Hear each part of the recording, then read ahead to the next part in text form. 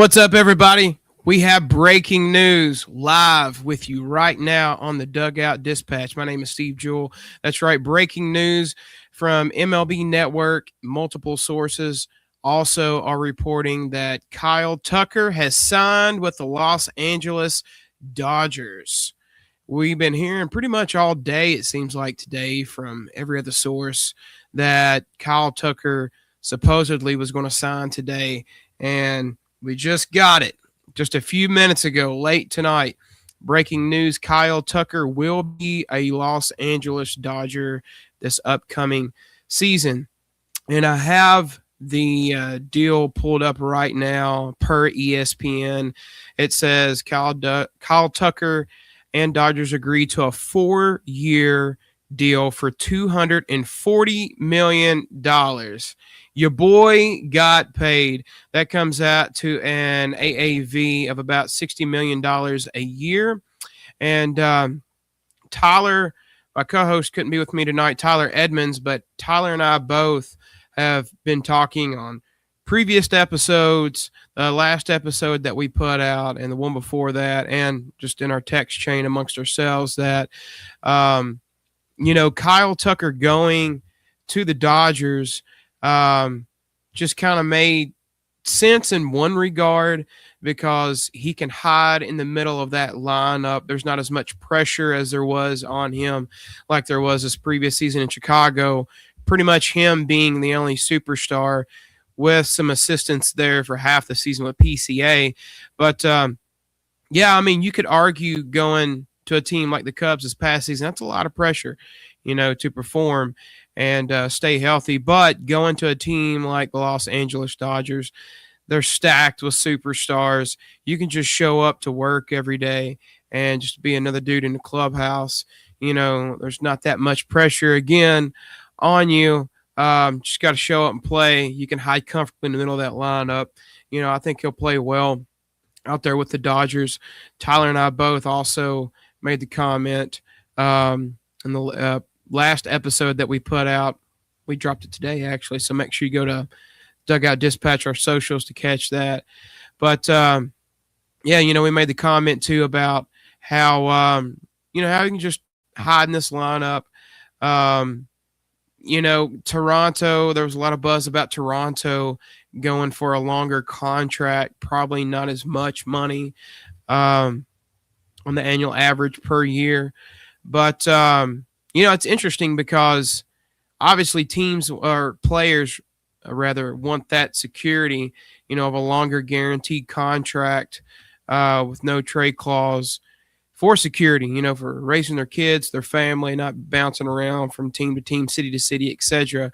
But, you're just seeing a lot of teams essentially in this day and age kind of shy away from that unless you're on the stature of a Shohei Ohtani or Juan Soto, if you will. Kyle Tucker is a very good player and, was number one on the free agent list going into this offseason. But it doesn't surprise me him maybe shying away from what the Toronto Blue Jays were offering and going with the Dodgers because, they're stacked lineup.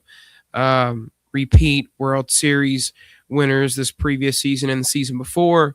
He's got a shot to make some money, be there for a couple years, potentially win another World Series in the 4 years while he's there. I'm pretty sure there's probably some deferrals. I think I saw that in this ESPN article, trying to see if I can find it. The deal includes opt-outs after the second and third year, sources say.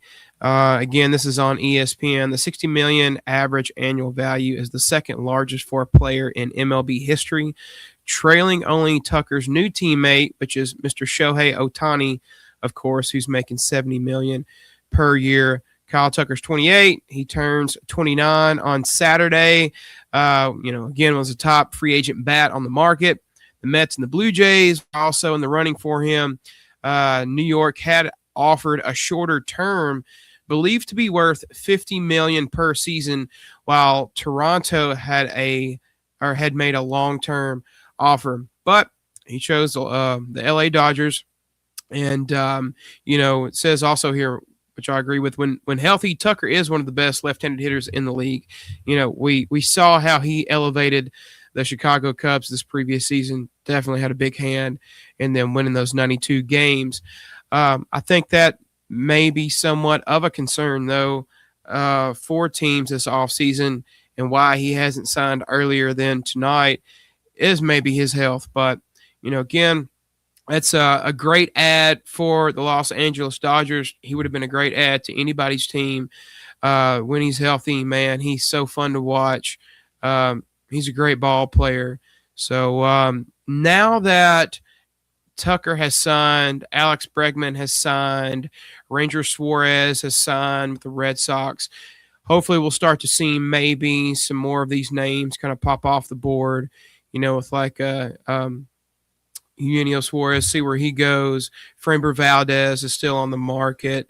Of course, Bo Bichette, I expect personally him to be the next one to come off the board, especially some of these other teams that's interested in Bo Bichette that was potentially interested in Bregman or Kyle Tucker. It makes it a little bit easier for them now to pivot towards Bo Bichette. So we'll see what happens. We may go live again if we get some more breaking news, but just wanted to hop on here real quick and go live for the Kyle Tucker signing to the Dodgers.